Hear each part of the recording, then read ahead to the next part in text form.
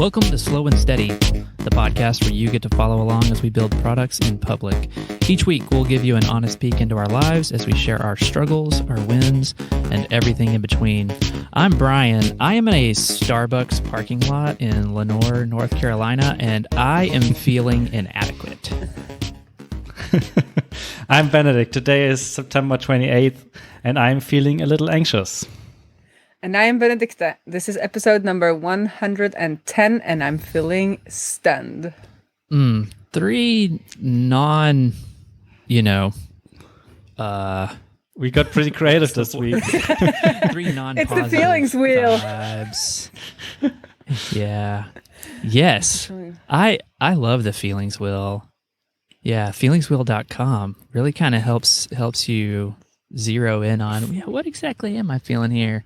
Yep. So, inadequate on my side. I just feel like I've got a whole lot of things going on, and same thing as I said last week, like just juggling them all, not doing anything super great, and just feeling like I'm like subpar on everything.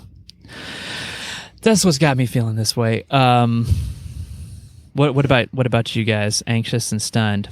What's happening? You don't want to talk more about what you've been doing? I will in a little bit. Let me get my thoughts together. Yeah. Let me deflect for a second.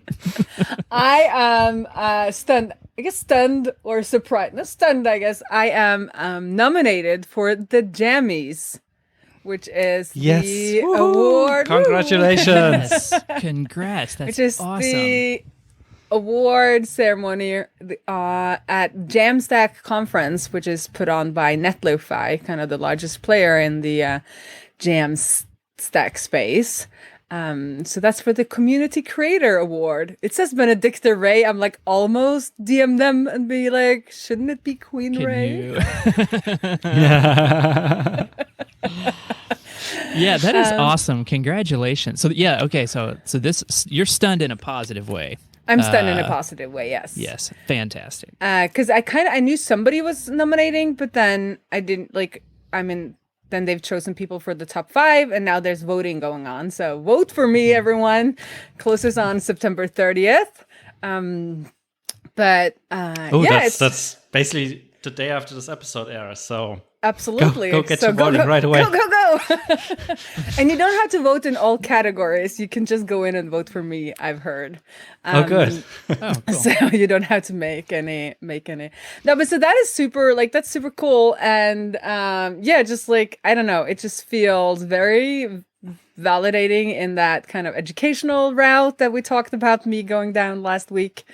And also just a little crazy when I see the other people who are nominated, because there's some people I look up to who are nominated, like Stephanie and the front end horse. And now I'm one of them. It's like, what? So yeah, but that's really cool. And you're well done. Will there be is this an in-person conference? It's not this year, so I think if this was next year, maybe I should just know. No, I've actually spoken to them a little bit in the DMs because now that this has happened, I have learned to, you need to go after it, not just, wait for people to kind of select you. So I sent a little email to our Norwegian Developer magazine saying that I was nominated and maybe they wanted to do a piece on it. So they had some questions. Yes, nice. And then I had to ask. So they say voting closes and then they will try to reach out to the winners to get them to make a reaction video, I think, or some kind of reaction thing. And then they're gonna say it on the show, and then there might be I might get something in the mail or something if I win. Oh, okay. Nice. Yeah. Right. Yeah. Wow. Would it be cool if a nomination included a free ticket and maybe accommodation for an in-person conference? But I guess that's not happening this year, right? No, that would be perfect. I would be like, yes, I could go. No problem. Yes. Yeah. No, we'll see. So, but it's just fun. It's it feels weird and good at the same time. Oh. We are both Nice job. I'm probably talking for Brian as well. We are both very proud of you. Good job. Yes, very proud. Thank you. Good job. Well Thank you. deserved. Well So why- deserved. So why are you anxious, Benedict? So Jane was sick for the last 2 weeks or so. So I've been mostly working on my own, which was also kind of nice because I made some progress on stuff. But we had our first call, like we do those weekly calls, and it's been the first in like 3 weeks or so. We just chatted and talked about what's going on, and we both realized that we've been procrastinating on the marketing feature a little bit and the launch for it. And Jane pointed out that this is probably because we're a little bit anxious about launching this, because it's a big change in addressable market and how people will use the app and potential for misuse, and like there's so many unknowns with this. Even like, did we get all the implementation right? Did we mess something up? I mean, Benedicte, we talked about this last week or so off air, that once you start thinking about this, there's so many edge cases in there that it kind of blows your mind. So many. I was like, but what about? Was kind of my questioning. Yes, and I'm like, I don't know. Let's try and see what happens.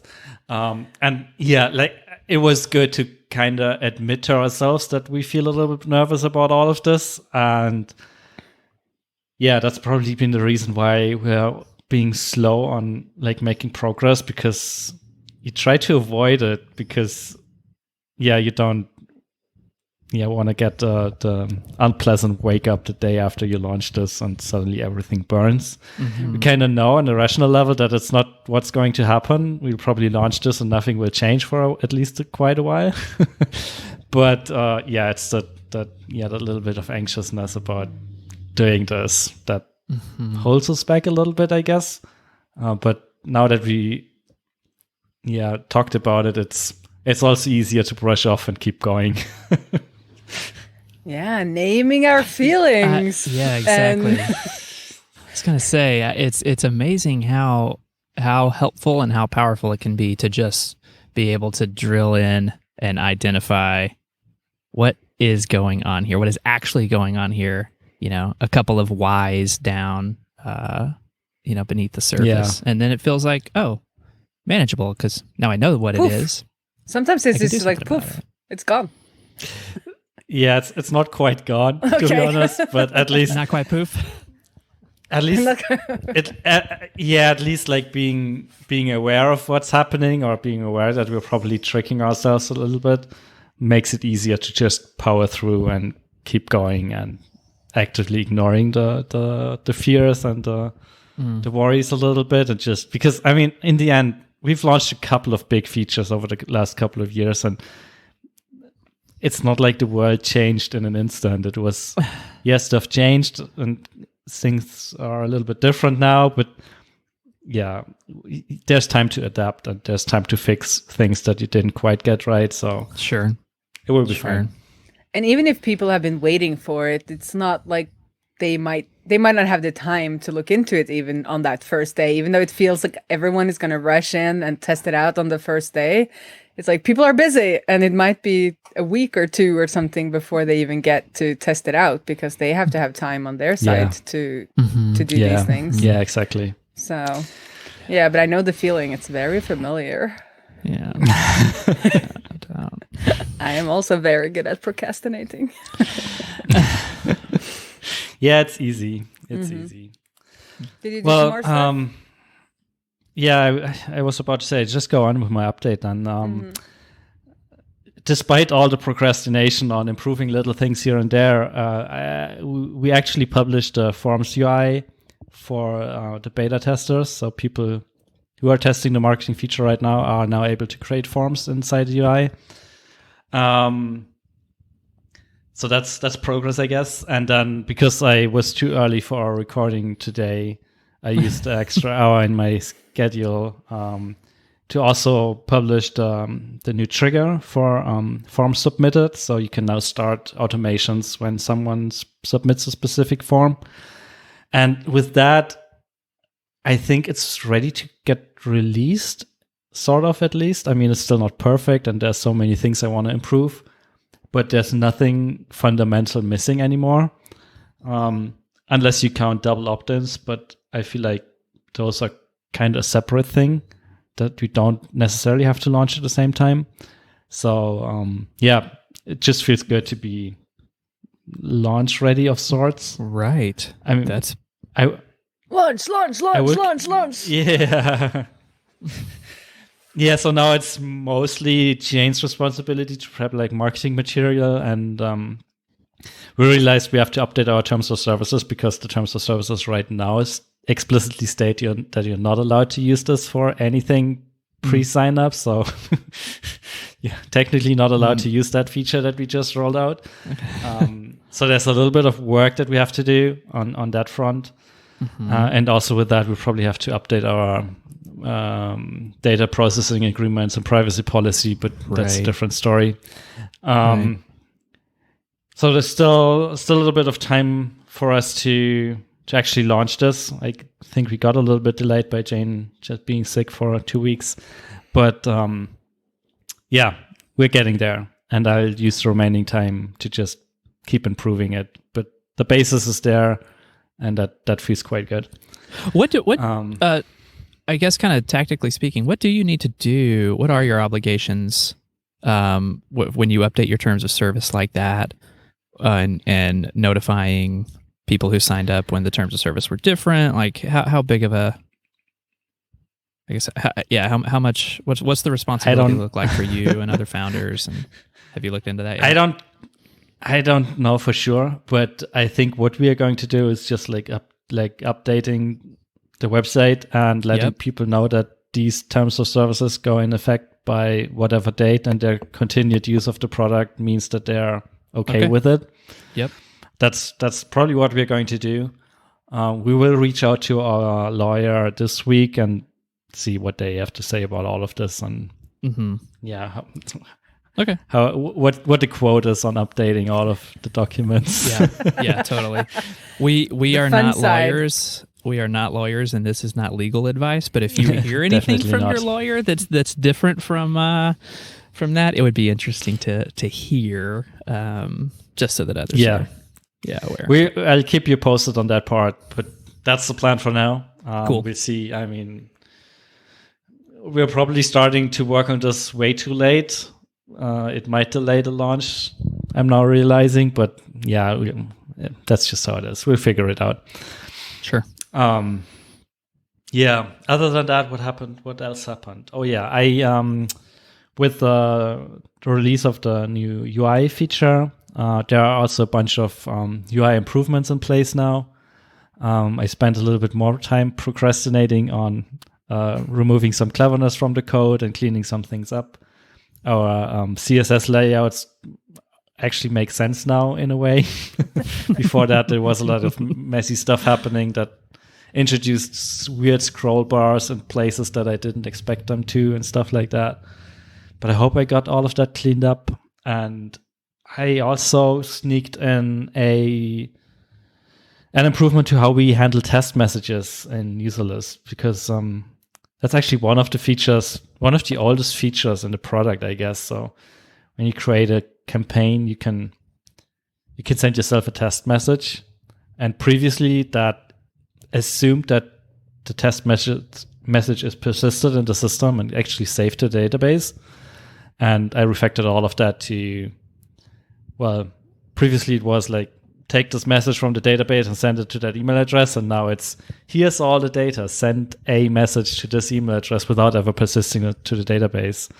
And that finally allows people to preview messages before they actually save them as a draft, and also allows them to roll them back after they viewed the test message and decided it's crap. They don't want to do it this way. And it feels like a small change from the outside, but it's been a thing that people tripped up in the past. So it's a good change, and I'm glad it's finally in there. Yeah, and the only other thing is I'm back to database performance work. I spent last Wednesday basically entirely on getting our UI fast again for our bigger clients. we had someone reach out saying that I'm opening the UI and the user list just doesn't load.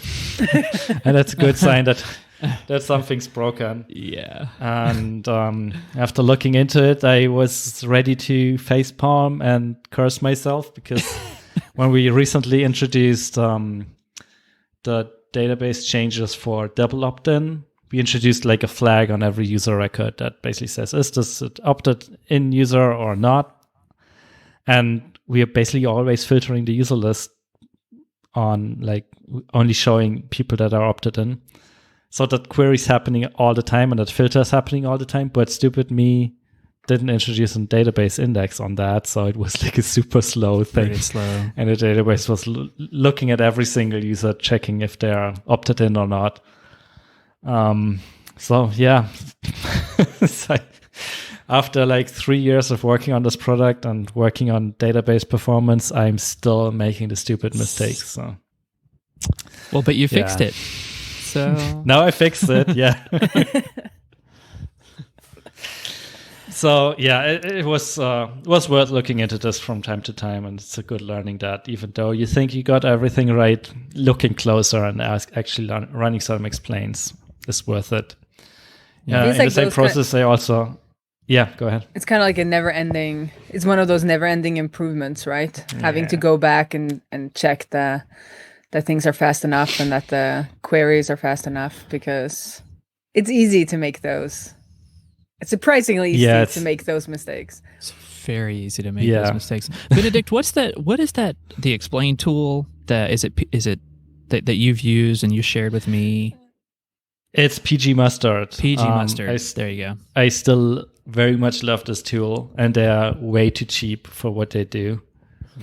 Because they're essentially saving us money, and they are like charging, I don't know, $50 a year or something like that. They could easily charge that a month, and it would be still be worth it, I guess. Hope they don't listen to this episode. But anyways, I was just getting ready to say, everybody go sign up for PG Mustard and tell them that Slow and Steady sent you. And so yeah, no, I used that. I think 3 or 4 weeks ago. You were helping me, drill in on some issues that ended up actually not even being related to that, but it seemed like a really great tool, just in tinkering around with it. So yeah, it's so great that you can run those explains on the database and you get a bunch of data back, but without a tool like that, it's so hard to parse it and it's hard to wrap your mind around it. Yeah. And with PG Mustard, you take the output, paste it in there, and it basically shows, like, it points the finger at, this is the part that's a problem, and here's what you could probably do about it, and it's so worth it. So I love it. So yeah, but that's been what has been going on my side. And cool. Ryan, Benedicte? Are you ready? Well, I'm saying you. Oh, sure. Since you have a very hard deadline today. Well, yeah, okay. The reason I'm feeling inadequate is that if that traces back to like the fear emotion. And so what I was trying to figure out is, okay, why am I feeling that way? What am I scared of? I'm basically scared that I'm like getting ready to drop multiple, balls in the air. And so I just got to, I think I just need some, I'm still looking for this focus, that I was talking about last week. Good things are happening. I mean, actually great things are happening. And so this fear is bubbling up of, okay, cool, stuff is moving along, don't blow it. I'll say, specifically like this past week, ran 3 different play tests for Backpack, the board game. Those all went great. That contest is kind of starting to wind down. But we're not at all worried about advancing into the next stages of it, for multiple reasons. I'm not just saying that to like set our expectations low. It's that we really would genuinely not even go with this publisher on the outside chance that we were to win. It's what it has done has just been this fantastic like forcing function for us to get a bunch of play tests done, multiple iterations on the rulebook, etc. So that's all great. That's going awesome. The reason I have a hard stop is that I'm a guest on a Jobs to Be Done webinar here in just a little bit with Jim Kalbach, who wrote Jobs to Be Done Playbook, which is like, one of my favorite books about the topic. That's amazing. But like, here I am in the parking lot of Starbucks because I needed to find Wi-Fi, and it's not even that reliable. Like, I still have to. I need a better solution that I need to sort out, between when we end this call and 60 minutes later when the webinar starts. So that just feels a little stressful. But it'll be fine. I have a high degree of confidence that I will sort it out one way or the other. I'm sure. And then on the app side, on the jtbd.app, I made a little bit of progress over the last week, but not enough, to be like making a big impact on the user facing side. And I have a call tomorrow morning with one of my paying customers. And so I think I just have all this fear of like, I don't know, I feel a responsibility to them. I'm worried that the majority of that call is going to be like, hey, it seems like, progress hasn't been moving very fast. You made these promises, set expectations, etc. So I think I'm just feeling all those things. That's just annoying. That I need to, cut myself some slack, which will ironically free up the mental energy I need to find the focus that I'm looking for. But yeah, that's how it feels right now. Like just spinning a bunch of plates, trying to keep them all going. So that's what's on my mind right now. So can you mentally table anything? Like with the board game, say that, okay, we're gonna put that on pause for 2 months or a month or whatever, just so that you can like put that to rest in your mind? Yes, probably after the reason that I feel like I could not for the past several weeks is that Graham, my friend and co-designer, we specifically entered this contest together under the agreement of, hey, this is going to be awesome because it's going to help kind of push us and motivate us to get through the next several big iterations.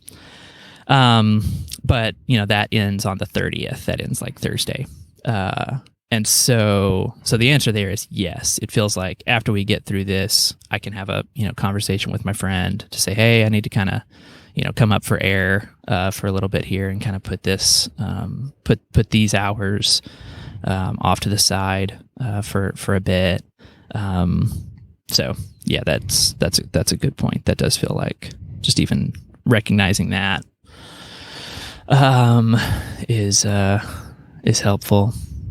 So yeah. I think I kind of ran into this, I think, before, but I really do think that I need a co-founder or like a co-builder on jtbd.app. And I'm still not 100% sure how to go about that. But I do think that I would feel better about having another brain and another set of hands, working on things, so that it continues to move forward without feeling like it's that I'm holding it back. So that's going to take a lot of time, though. I know. Yeah, exactly. Yes. So does that actually solve anything? Or is the solution to get really focused on the project management side of it so that I can just outsource a couple of the low-hanging fruit pieces, and that ends up being a net less hours invested. What's your tech stack? But Rails, and Tailwind, no big front end framework on top of it. It's a very simple Rails app, and Tailwind on Heroku. Okay. Did you just try and ask someone? That's why I wanted to say the tech stack on the air, in case somebody is like, "Oh, I have a couple of hours. I know Rails." Well, yeah, I mean, I think my my hesitation for just jumping in and being like, "Hey, does anybody know Rails and want to work on this?" Is expecting that we're entering into what is hopefully a lengthy-ish co-designing and co-working agreement here. Like, so does that make sense? Like, yeah, that makes sense. I'm not suggesting that you make an announcement on the podcast and ask people to just apply. But I did on behalf of Brian. I mean, if you're interested, please reach out to Brian. But I'm not saying that you should automatically take everyone up on that. But I mean, if I think back on how we got started with Userlist, I mean, it was basically Jane reaching out to Claire and me and just asking, "Hey, do you want to do this? And let's agree on some rules and let's see how it goes. And if it doesn't work, we also agree on how we dissolve this or how we continue if someone drops out." And in the end, that's what happens with Claire. I mean, she dropped out a couple months or years in. Mm-hmm. Yep. But I guess in the end, you had an agreement in place for how to navigate that. So all good. Yeah, and yeah, I mean, sure, it's a big risk and it's a big a commitment of sorts. But if you have someone in mind that you think like could be working on you with working with this on you, no, wait, the other way around, working with you on this. Yep, there it is. There it is. Then I mean, just give it a try and ask them. And if you keep it obvious that this is a side project for both of you for at least a while, but you expect them to at least put in that much time or whatever, just give it a go. Because I feel like looking for the perfect match is kind of it's kind of impossible, and you can't plan for it. Yep. Yeah. Especially if you keep working on it, at some point it will be hard for someone to join and feel like, or maybe not for them, but like for you, like it feels like you contributed way more than them, and then it's hard to agree on equity splits and stuff like that. So I'd rather get started earlier and just try it with someone than waiting then for hold on to the status quo, which I know is insufficient. But it depends on what you need help with, though, because I've seen some developers who are not really interested in becoming co-founders, but they are interested in doing some extra work. So if it's more like, oh, we need another pair of hands on just coding some features, but it might be like a year or two, but then you have to pay for it, of course, depending on how much cash you have on hand. Right. But there are some people, and there are some people that are not, that are not looking for like Silicon Valley salary to do that, right? So depending on who or what you need help with, and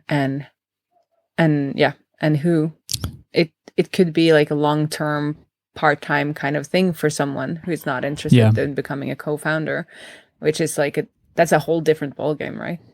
So for sure. I think here's what in talking through this right now, I realize that I am holding like 95% of this in my head. Like I don't have a to-do list for all of this stuff that I'm sharing right now, like a sufficient to-do list anyway. So which is kind of the root, because what occurred to me there is, okay, what would they do the first hour? Somebody emails and says, hey, I'll give you 3 hours for free. Oh, sheesh. Yeah. What would they actually do? Well, I would need to spec something out, because right now it's just all sitting up in my head, taking up all that, precious space. So writing yeah, stuff down I is a good trick. I know. Yeah. So when I feel I should know this. overwhelmed these days, I do the morning pages I learned from my the artist way, which is like a cult self-help book from the 70s. But it's been around since the 70s, and I've seen so many like artists actually recommend it. But yeah, that's another totally different topic. But she recommends doing morning pages, which is basically in the morning you just write, and she says 3 pages. I can never do that though, but you just write everything that is on your mind, and you don't even try to structure it, but no editing. Yeah. It kind of releases a lot of like anxious energy for me if I'm like feeling that overwhelm or anxiousness. And now I do them when I need it, but I had like a time when I started with this book and like started with this process where I was very locked, and I did this for days on end, and then suddenly I realized like, I mean, I have so many possibilities. Like when I started actually writing and like complain, because what you do in the beginning is you complain a lot, at least that's what she says, and that's what I did. And then you kind of, after a while, you're like, but these things aren't like, I can fix these. And when you fix those, it's like, wow, I have many doors open to me. But yeah, so morning pages, highly recommend. Okay, good advice. And if you're scared that your family will find it or something like that, you are allowed to just like burn it or like tear it up. Well, that also has some symbolic meaning behind it, doesn't it? Like, write it all down, then set it on fire. Yeah, but if you end up like complaining about your family for 3 pages in the and you're like in the trailer, you might want to like burn it. You want to remove the evidence, right? Yeah. But you get it out of the system, and then oftentimes you're like, well, I'm silly, right? Just like Benedict talked to Jane, and it's like, oh, it's procrastination because we're scared, and then you can move forward, right? And that can like happen with a lot of things, both like family or business. And then you write it all down, and then you're like, oh, I'm silly, and then you can go ahead. Or like, this is a true problem. I need to, actually, I've been complaining about it for 6 weeks. Need to do something about it, right? Yeah. Yes. Yeah, totally. Yeah, you'd think that being grown adults, we would have figured this stuff out by now, but nobody has. Never really do we? No. Okay. Well, thanks for helping. Sorry, Benedict, were you about to say something? I was just about to say that it even feels like it's a recurring topic on this podcast, more or less. Yeah.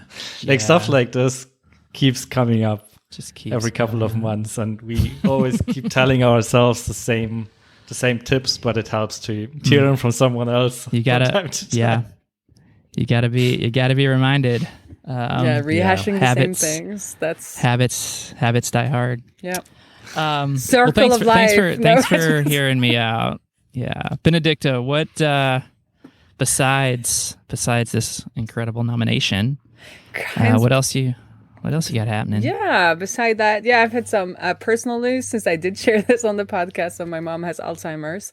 And one of the key things to unlocking that whole anxiousness is that we ended up putting her summer house or cabin, it's like a tiny cabin on the Norwegian coast, up for sale together with her sister, and it sold, which is great. And then this weekend I got to go down and spend the weekend at that little car-free island, staying in my aunt's house, who ended up buying a house there for like actual full year living.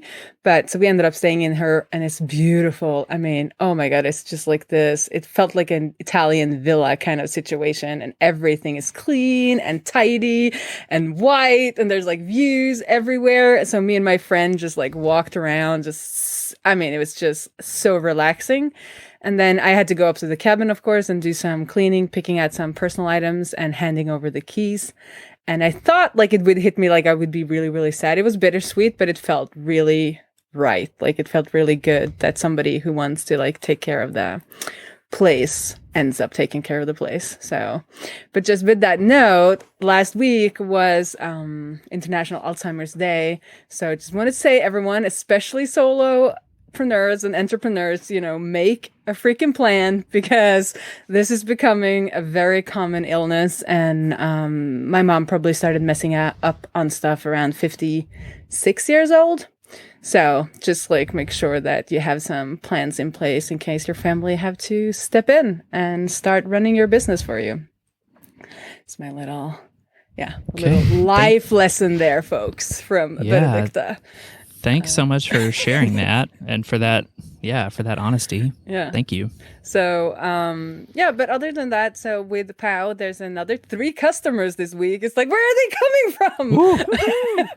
But I haven't, I said I was going to work on Tuesdays, but I haven't had time because we're recording this on Tuesdays because I have my internal Queen Raae talk coming up tomorrow so that I can that I'm doing for an agency. So I'm making a demo and making kind of my talk. I have an outline. I made a demo more or less done, and now I have to like structure my talk. I only have a couple of hours left before this is how I roll. I really enjoy making talks this way because otherwise I will spend like a month making the talk. So I'm just like doing it closer kind of force yourself to be to be a little bit more live feeling, or like off the top of the head. What do you mean? Yeah, both the live feeling, because if you make it too far in advance, then it like you might have forgotten a little bit of what you were feeling when you were making it. But I'll probably I'll do this one several times. But it's more on if I had a month to make the demo, it's like with every project, like I would spend a month coding the demo, but when you have less time, you just have to make some choices and do, some sacrifices and be like, well, not every detail has to be perfect to demonstrate these capabilities that I'm demonstrating. So I take faster, better, maybe not always better, but at least I make faster choices and move ahead more quickly if I have kind of that like deadline feeling. And also I get a rush from it. I think it's fun. I like that kind of last push towards the dedeadline, which is really funny because my partner Ulla, who I both partner in business and life, like he's the opposite. Like if there's a deadline, that's the reason he has to be done with something. He just like he kind of rebels a little bit against it because he feels like you should have prepared better. But it's exciting to like have that rush and that pressure. So I've stopped trying to not do it that way so I just accepted that's the way I do it, and not like berate myself or not like, why didn't you do it 2 weeks ago or anything like that. Well, it wasn't booked 2 weeks ago anyway, but in this case, but but I spent the weekend enjoying myself instead of spending my weekends doing this. So yeah, did that answer your question, Brian? Yeah. Yep. Yeah, most definitely. Yeah. Very, very helpful. Yeah. And then I didn't last week I said I would follow up on the 80 people who's on like my free webinar list that I should follow up on to start getting them onto my like Queen Raae list so I can talk to them. I didn't end up like going through that, but I did go into my ConvertKit that I've had for years and years and years and clean up so that I'm ready to email these people. And I started sending emails to the 30 people that are on my list already, which feels like, as I said, like emails for me is this like, that's what I procrastinate on. And probably out of fear as well. It's like, everybody's going to unsubscribe, if I send something wrong or if they don't, it's that feeling of possible rejection, I guess, if you start sending, because somebody will unsubscribe when you start sending them emails, right? Right. So, but that went well. I had some good emails and I got some replies that were nice, which is always cool. And I came up with this thing tonight. We're going to have a co-working session with people working on their Gatsby projects kind of together digitally. I have no idea how that's going to go. Well, okay. I was about to ask. Yeah. How's that going to go? No. I mean, how are you going to manage it? Like co-working on what? So the plan is we are 5 people who have signed up in addition to kind of the pirates and me. And I've done this for non-coding things, more for like writing. I was in the mastermind where we did this. So if we had like a challenging thing that we needed to do, we would like meet up and then talk about what we were supposed to be writing or doing. And then do that for like 90 minutes and then sync up again and let everybody know kind of how it's going for that little bit of added pressure and accountability that is obvious that I need from what we spoke about earlier. So that's kind of my plan, because there is Gatsby is holding something called a Funk Jam, where if you make an example, make an example project using Gatsby serverless functions, you can enter a competition and you can win one of these M1 Mac Minis. So it's pretty good prices. Yeah. Wow. And I have an entry that I've like not finished. So I'm going to try and finish my entry tonight. And then I know some of the others who are joining are finishing their entry. But I didn't make it mandatory that you had to work on your FunkJamp entry. So I just said like Gatsby project. So if you're working on something Gatsby related, then you can show up for the co-working and then we'll like talk. And then if somebody needs help, some of us might help. So I might not be able to finish my entry if people are needing some help. But I'd rather one of my folks from because one of them are one of the summer functions participants, and like I would be happier if he won the Mac Mini than if I won the Mac Mini, even though I need it for streaming. But but that would really solidify like kind of that the fun of like having this community and yes, yeah, exactly. Yeah. Be an amazing testimonial. Yeah. So that would. Are you planning to keep doing this? It sounds like a good way of building a little bit of a community. Just doing this once per week is probably a little bit overkill, but once per month or something like that? Yeah, I'm just testing. So I feel like I've just been testing different things since I started with this. Started with this Queen Raae stuff in April. And so the stream is staying. It's going to be weekly. And I'm going to do some type of boot camps like this summer, but I'm going to make them shorter. So, because I really like kind of it being a little bit more succinct. So I'm hoping in November, I'll do 2 or 3 like mini boot camps or like a week's boot camps. And then now I'm testing out the co-working session. And if it's like, it feels like it has potential, then yeah, like once a month would be some like a schedule that could work for the co-working space, co-working sessions. And I'm doing this a little bit because, I do want to work on POW as well, as we've spoken about, and as everyone on this show has mentioned, it gets lonely, right? So I feel with Queen Raae, I do want to, make money off of the boot camps. And so it's not just purely a hobby, but what I want to get out of it in addition is that it's more like social than working on POW, which is, not that social. The community. Yeah. Totally. Yeah. So definitely. And it's kind of low key to organize. It's a little bit like your Hangouts on Userlist has a Hangout or like a after work. What do you call it again? Happy hours. Happy hour. Happy yes. hours. Happy hours. Yeah, happy hours. I think that's once a month. Yeah, that's once a month. There's actually one coming up next week, I believe, on Thursday. Yeah. I was about to say that. Yeah. Sometimes it feels like a chore because there's a thing on the calendar that you have to go to. But in the end, it's not that much time. Well, it doesn't take any time to prepare. And I feel like ultimately we get some value out of it because it builds a community and a little bit of friendships and relationships. And just this week, we got featured in a newsletter that got sent to a bunch of people, which is authored by one of the people joining at least the early editions of the happy hours. So it feels like it's worth the time investment and it's not that hard to do. So sounds like a good idea in my books. Yeah. So we'll see how it's going to work out. I'm going to test out a new software new tech called Tilde or something, where you kind of join on a page and it can function as just regular video conferencing, but you can also set it so that only people close to each other can hear each other.